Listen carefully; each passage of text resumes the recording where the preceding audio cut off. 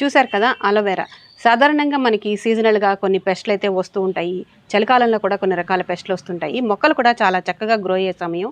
అయితే మనం ఈ అలోవెరాని చక్కగా మనం గార్డెన్‌లో మంచి ఫెర్టిలైజర్‌గా, అలాగే మొక్కలకు వచ్చే పెస్ట్‌లను నివారించే పెస్టిసైడ్‌గా కాకుండా ఇంకా చాలా రకాలుగా మనమైతే మన గార్డెన్‌లో యూజ్ చేసుకోవచ్చనమాట. దాని గురించి ఈరోజు వీడియోలో ఒక్కొక్కటిగా మనమైతే తెలుసుకుందాం. దీన్ని మనకి చక్కగా పెస్టిసైడ్‌గా ఎలా యూజ్ చేసుకోవాలనే దాని గురించి ఇప్పుడైతే చూద్దాం. ఇలాగ మనం అలోవెరా లీవ్స్ కట్ చేసుకున్నాం కదా, చూసారు కదా. మనం కట్ చేసిన తర్వాత మనకు ఇక్కడ యెల్లో కలర్ సెక్రేషన్ అనేది వస్తుంది. అది పోయిన తర్వాత మనం దాన్ని చక్కగా కట్ చేసుకోవచ్చు అనమాట. అంటే ఈ పార్ట్ వరకు తీసేసి మనం యూజ్ చేసుకోవచ్చు.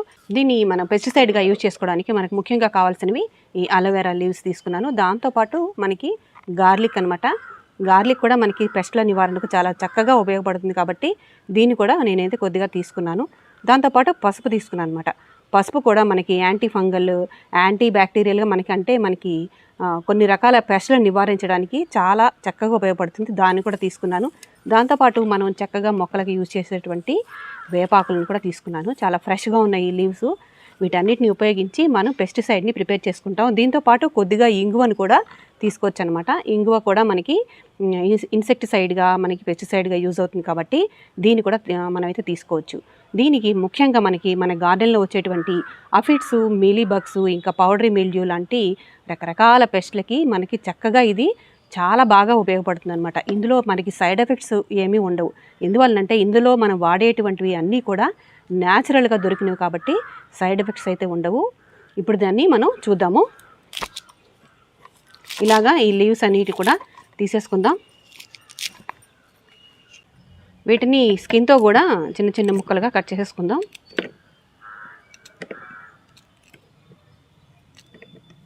ఇప్పుడు మనం వీటిని ఇందులో వేసేద్దాము.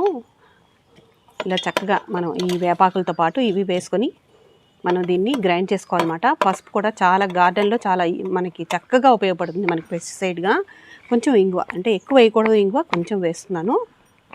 కొంచెం వేసి దీని మీద ఆల్రెడీ డీటెయిల్డ్ వీడియో అయితే మన ఛానల్లో ఉందండి. మీకు లింక్ ఐకార్డ్స్లోను డిస్క్రిప్షన్లో ఇస్తాము, చెక్ చేయండి. దీన్ని మనం గ్రైండ్ చేసుకొని మనం పెస్టిసైడ్గా యూజ్ చేసుకోవచ్చు. ఇది మనం గ్రైండ్ చేసుకున్నాక ఇందులో కొంచెం లిక్విడ్ సోప్ కానీ, లేదా మనం అన్నీ న్యాచురల్గా వాడాలనుకుంటే కొంచెం కుంకుడుగాయని నానబెట్టిన దాన్ని, ఆ జ్యూస్ని కూడా వేసి చక్కగా మనం స్ప్రే చేయడం వల్ల మనకి 1కి 2 ఉపయోగం అయితే ఉంటుంది. ఇప్పుడు అలోవెరాని మనం ఫర్టిలైజర్గా చాలా చక్కగా యూజ్ చేసుకోవచ్చు. దీన్ని ఇలాగ చిన్న చిన్న ముక్కలుగా మనమైతే కట్ చేసుకోవచ్చు. ఆల్రెడీ ఇదివరకు వీడియోలో కూడా మరొక రకంగా కూడా మనమైతే చూపించడం జరిగింది. అది కూడా మీకు ఐకార్డ్స్లో ఇస్తాను, చూడండి. ఇప్పుడు ఇలా కట్ చేసుకున్నాం కదండి, దీన్ని మనం గ్రైండ్ చేసుకోవాలన్నమాట. గ్రైండ్ చేసుకున్నాక చక్కగా దీన్ని వడగట్టేసుకోవాలి. అయితే దీన్ని ఒక విషయం నేను చెప్తున్నాను, ఇలా ప్రిపేర్ చేసుకున్నాక అరగంట లోపు దీన్ని యూజ్ చేసుకోవాలి. లేదంటే దీనిలో ఉన్న వాల్యూస్ అవి మనకి తగ్గిపోతాయి కాబట్టి అలా వెంటనే మనం యూజ్ చేసుకోవడం మంచిది. దీన్ని ఇప్పుడు నేను గ్రైండ్ చేసుకుంటాను. ఒకసారి దీన్ని స్ట్రైన్ చేసుకుందాము. అంటే పీసెస్ ఏమన్నా ఉంటే మనకి స్ప్రే చేసుకునేటప్పుడు అడ్డు తగలకుండా ఉంటాయి. దీన్ని ఇలా వడగట్టుకున్నాం కదండి. ఇప్పుడు మన సాయిల్లో వేయడానికి, మన ఫర్టిలైజర్గా యూజ్ చేసుకోవడానికి మనం 1 లీటర్కి 2 టేబుల్ స్పూన్ల వరకు మనమైతే ఈ అలోవెరా లిక్విడ్ని అయితే తీసుకోవచ్చు అనమాట.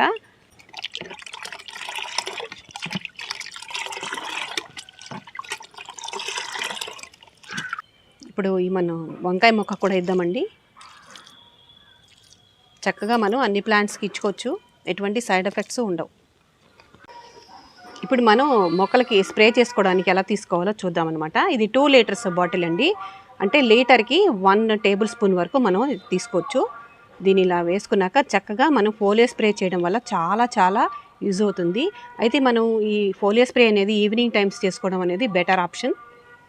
ఆకులు ఇలా వెనక్కి తిప్పి మనం స్ప్రే చేసుకోవడం వల్ల చాలా చక్కగా అయితే అబ్జర్వ్ చేసుకుంటాయి. న్యూట్రియంట్స్ అన్నీ కూడా బాగా తీసుకుంటాయి.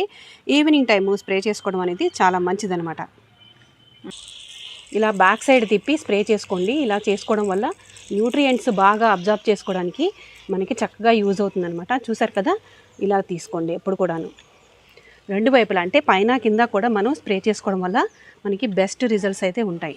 ముఖ్యంగా మన మొక్కలు, అంటే ఒక మొక్క నుంచి కొత్త మొక్కల్ని మనం ప్రాపగేట్ చేసుకునేటప్పుడు 3 రకాలుగా అలోవెరాని మనమైతే యూజ్ చేసుకోవచ్చు.